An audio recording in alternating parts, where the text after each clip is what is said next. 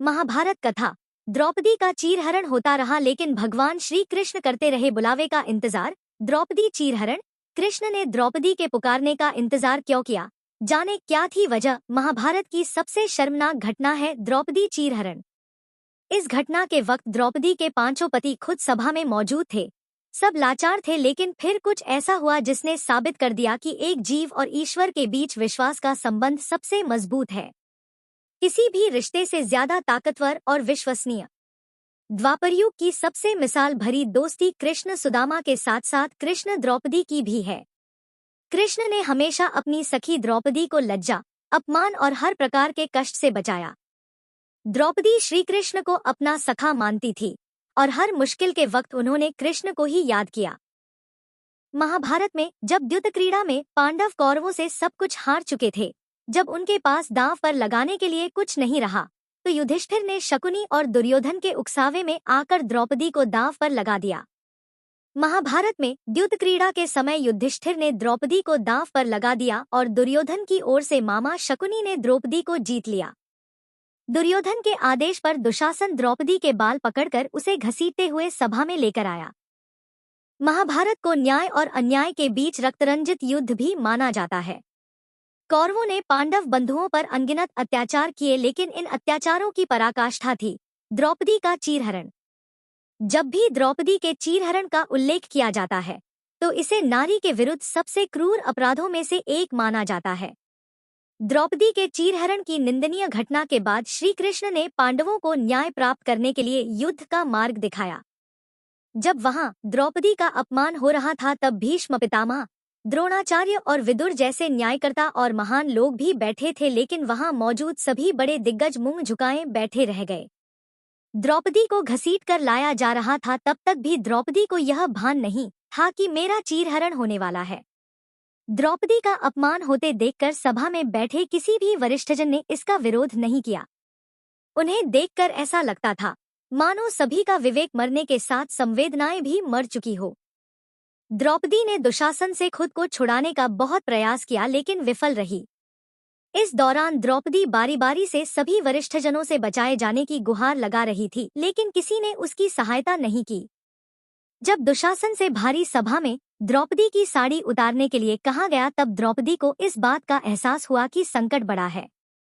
उस वक्त उनने अपने सबसे प्रिय सखा भगवान श्री कृष्ण का नाम पुकारा। हरि हरि अभ्यम कृष्णा अभ्यम।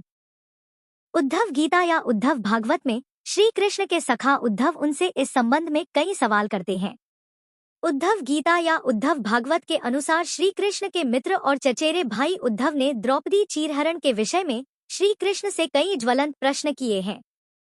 उद्धव कहते हैं, हे कृष्ण, आप पांडवों के आत्मीय प्रिय मित्र थे। आजाद बांधव के रूप में उन्होंने सदा आप पर पूरा भरोसा किया। कृष्ण, आप महान ज्ञानी हैं।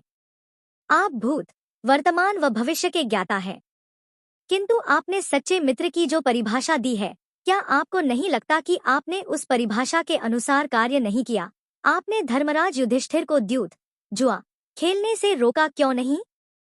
चलो ठीक है कि आपने उन्हें नहीं रोका, लेकिन आपने भाग्य को भी धर्मराज के पक्ष में भी नहीं मोड़ा। आप चाहते तो युधिष्ठिर जीत सकते थे। आप कम से कम उन्हें धन, राज्य और यहाँ तक कि खुद को हारने के बाद तो रोक सकते थे। उसके बाद जब उन्होंने अपने भाइयों को दांव पर लगाना शुरू किया, तब तो आप सभाकक्ष में पहुंच सकते थे। आपने वह भी नहीं किया। उसके बाद जब दुर्योधन ने पांडवों को सदैव अच्छी किस्मत वाला बताते हुए द्रौपदी को दांव पर लगाने को प्रेरित किया और जीतने पर हारा हुआ सब कुछ वापस कर देने का लालच दिया, कम से कम तब तो आप हस्तक्षेप कर ही सकते थे।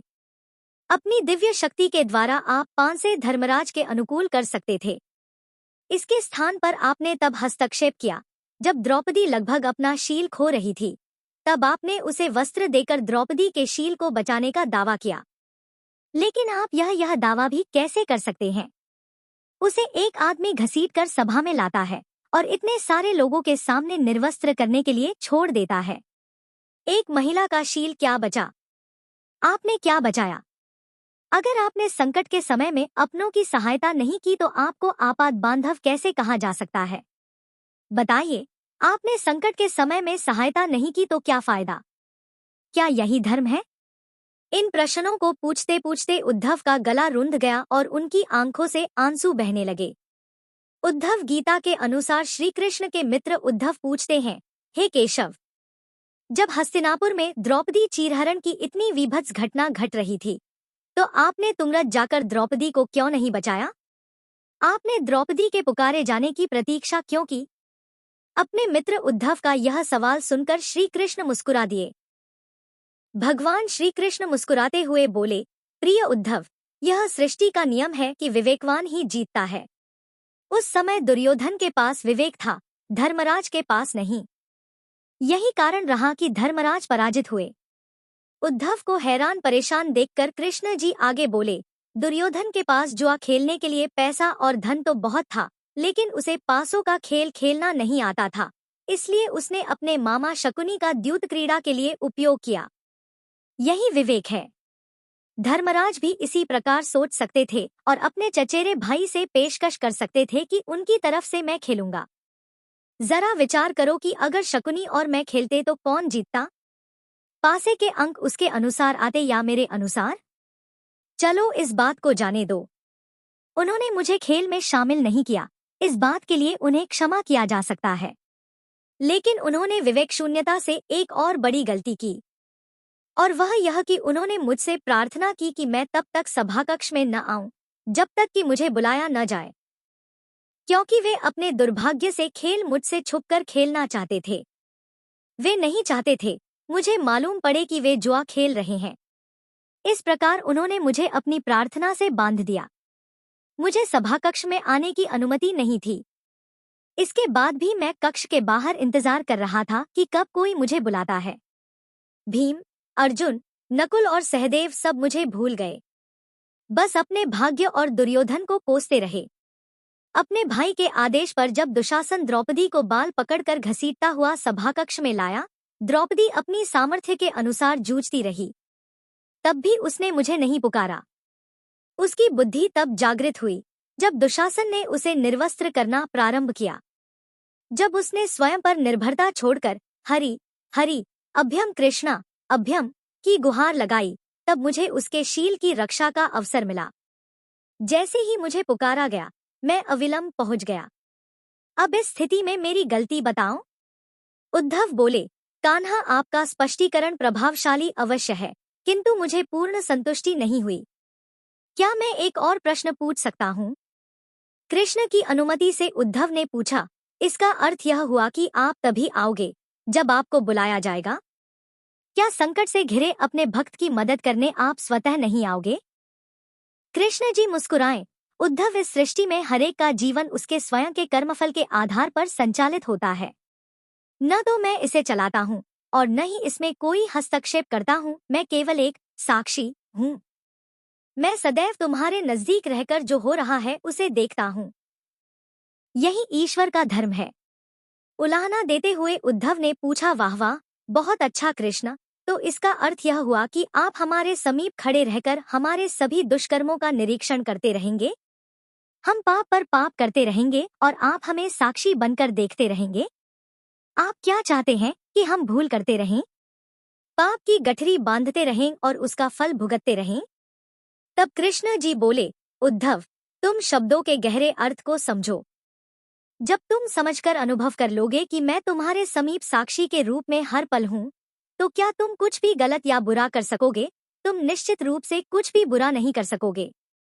जब तुम यह भूल जाते हो और यह समझने लगते हो कि मुझसे छुपकर कुछ भी कर सकते हो, तभी तुम कठिनाइयों में फंसते हो। धर्मराज का अज्ञान यह था कि उसने माना कि वह मेरी जानकारी के बिना जुआ खेल सकता है। अगर उसने यह समझ लिया होता कि मैं प्रत्येक के साथ हर समय साक्षी रूप में उपस्थित हूँ, तो क्या खेल का रूप कुछ और नहीं होता? उद्धव मंत्रमुग्ध हो गए और बोले, प्रभु, कितना गहरा दर्शन है, कितना महान सत्य! प्रार्थना और पूजा पाठ से ईश्वर को अपनी मदद के लिए बुलाना तो महज हमारी परभावना है, किंतु जैसे ही हम यह विश्वास करना शुरू करते हैं कि ईश्वर के बिना पत्ता भी नहीं हिलता, तब हमें साक्षी के रूप में उनकी उपस्थिति महसूस होने लगती है। गड़बड़ तब होती है जब हम इसे भूलकर सांसारिकता में डूब जाते हैं।